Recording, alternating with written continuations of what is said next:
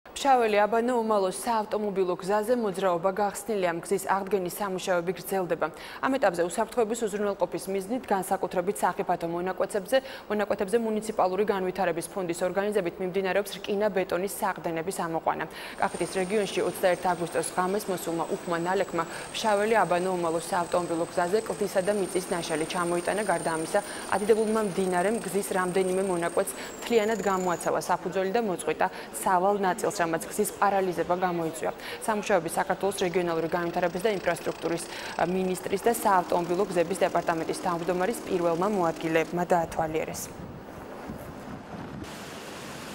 მოხდა რამოდენიმე მონაკვეთის ჩაწყვეტა, რამაც მთლიანი პარალიზება გამოიწვია საავტომობილო გზის, მიმდინარეობს აღდგენითი სარეაბილიტაციო სამუშაოები. ამჟამად სამუშაოები გრძელდება, გაგრძელდება შეკეთებით სამუშაოები, სანამ გზა არ მივა მინიმალურ უსაფრთხო პირობებამდე.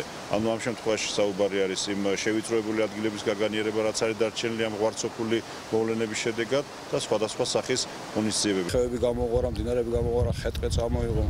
საშინელება იყო. მე არც კი მეგონა რომ დავუშვათ ასეთ ოპერატულად შესაძლებელი იყო ამ გზის აღდგენა.